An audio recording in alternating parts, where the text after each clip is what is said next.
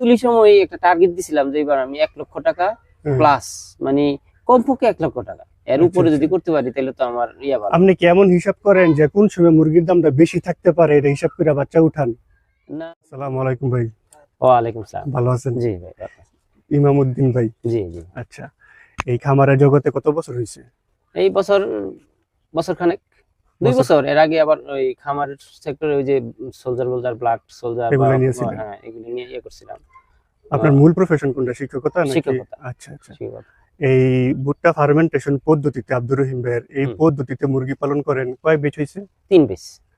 3টা বেচে কি আপনি লাভবান? হ্যাঁ, লাভবান। সত্যি কথা? হ্যাঁ, সত্যি। একটা বেচে লস হয় নাই? না, লস হয় না। আচ্ছা, এখানে তো আর কেউ নাই, আমি আর আপনি। এই যেটা সত্যি, না, মিথ্যা বলার দরকার নাই, এখানে তো আমার মিথ্যা কোনো দরকারই নাই। 3টা বেচ করছেন, 3টাতে লাভ হয়েছে। লাভ লস হয়, কোনো লস হবে না সত্য কথা বললে। আচ্ছা, এই সর্বশেষ যে বেচটা, হ্যাঁ, কতগুলো মুরগি ছিল? 1000 মুরগি ছিল। 1000 মুরগিতে মৃত্যু হার কেমন ছিল? তোর হার 3%। 3%। আর ওষুধ গেছিল কেমন? ওষুধ 2500 টাকার ওষুধ গেছে। অসুস্থ হয়েছিল? অসুস্থ শীতের কারণে, ওই যে ফাইলিং করছিল, আমি কোনো অসুস্থ। আচ্ছা আচ্ছা, এইটাই মানে শীতে যে সমস্যাটা হয়, ফাইলিং করে মরছে, আমার মুরগি কোনো অসুস্থ হয় নাই। এটা সবচেয়ে প্লাস পয়েন্ট, এটা যে আসলে কোনো রোগ হইলো না। মানুষের একদিনে সব মরে যায়। আমি ভ্যাকসিনও দেই নাই, গাম্বুরও দেই নাই, রানীকে দেই নাই, কিছুই দেই নাই। এগুলা সত্যি কথা যে আপনি কোনো ভ্যাকসিন করেন নাই মুরগি? না, আমার আমার আশেপাশে অনেকে জানে। কেউ বিশ্বাস করবে? আমার যে লোকটা খামারে আছে, সে কয় যে তুমি ভ্যাকসিন দিলা না, সমস্যা হয়ে যায়। আমি যদি 5 জন প্রমাণ সাক্ষী দাঁড় করাই, তারপরে অনেক খামারি আছে অলরেডি বিশ্বাস করবো না যে ভ্যাকসিন ছাড়া এত কম খরচে ওষুধ দিয়ে মুরগি। ভ্যাকসিন আসলে দেখলাম তো কোনো কাজই, এর আগে ভ্যাকসিন দিছিলাম, এর আগের বেচে, কিন্তু এই বেচে কোনো ভ্যাকসিন দেই নাই। একই মানে দিলেও যা না দিলেও তা। তার মানে ভ্যাকসিন কি পানি নাকি আল্লাহ জানে। আচ্ছা, ভ্যাকসিন দিলাম তাও যা হইছে, দিলাম না তাই হইছে। লাভ হয়েছিল কেমন লাস্টের বেচে? এই বেচে আমার 1,23,000 টাকার মতো লাভ হয়েছে। গত রাত্রে হিসাব করছি। এটা কিন্তু একেবারে একটা ডাহা মিথ্যা কথা। না, এটা কোনো মিথ্যা কথা না। আমি হিসাব দেই, তাইলে হিসাব আছে আমার কাছে। এই কথা আপনি বিশ্বাস করতে পারবেন? আমি 1700 কেজি মুরগি বিক্রি করছি, 1704 কেজি। আমার মনে হয় 50,000 বললে ঠিক আছে। না, শুনেন, 1750 কেজি মুরগি বিক্রি করছি 90 টাকা কেজি। দাম বাড়াতে আমার লাভটা বেশি হয়েছে, ওই যে 23,000 টাকা। কত টাকা করে পাইছিলেন? মানে বেশি তো আসছে 150 টাকা থেকে 190 টাকা, 40 টাকা তো বেশি পাইছি। 40,000 তো এখানেই বেশি।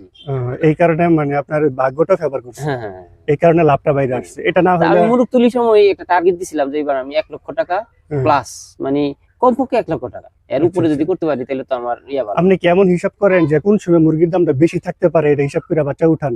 না, আসলে এটা আমি হিসাব করি নাই, তবে একটা আইডিয়া করছি। যখন সবাই বাচ্চা তুলে তখন আমি তুলি নাই, আমি একটু গ্যাপে তুলছিলাম আর কি।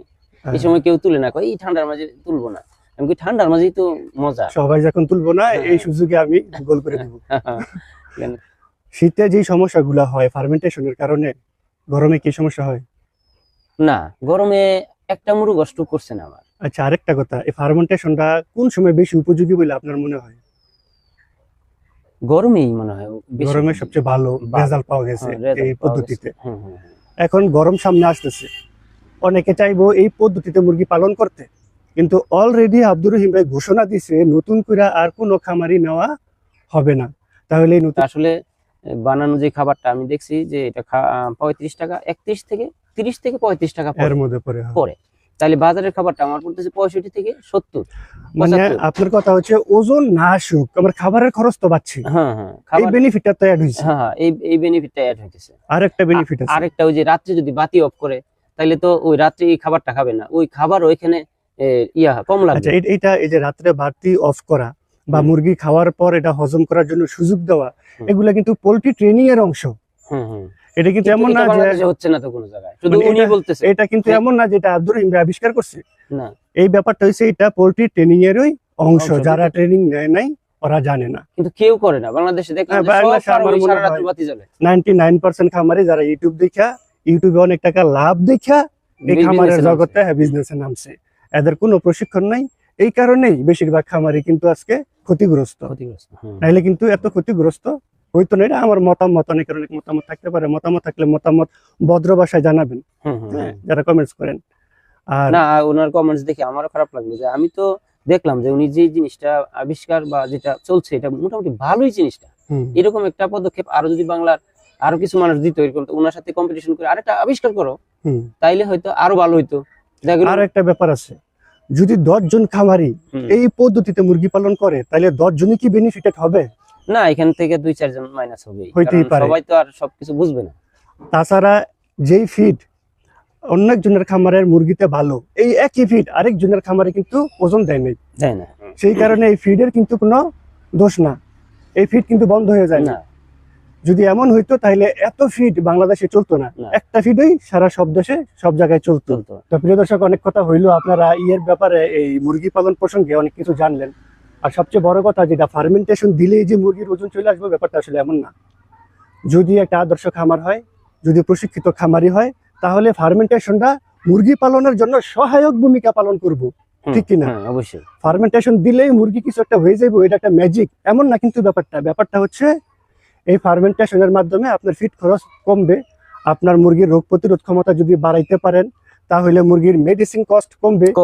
তো এই কস্ট গুলা কমলে আপনার লাভের পরিমাণ বাড়বে। এটা একটা সহায়ক ভূমিকা পালন করবে যদি একটা আদর্শ খামার হয় আর আপনি যদি একজন প্রশিক্ষিত খামারি হন, তাহলে এই বেনিফিটটা আপনি পাবেন। বুঝে খাওয়াতে হবে, এটা অনেক কিছু বুঝার আছে।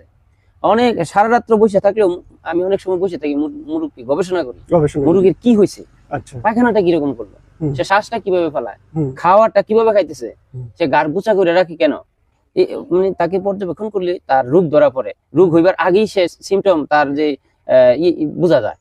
এগুলি পরে এটার প্রতিরোধ বা প্রতিষেধক খাওয়াইলে আস্তে আস্তে শেষ হয়ে যায়। আমি আদা খাওয়াইছি, আদার রস খাওয়াইছি, এই বেছে।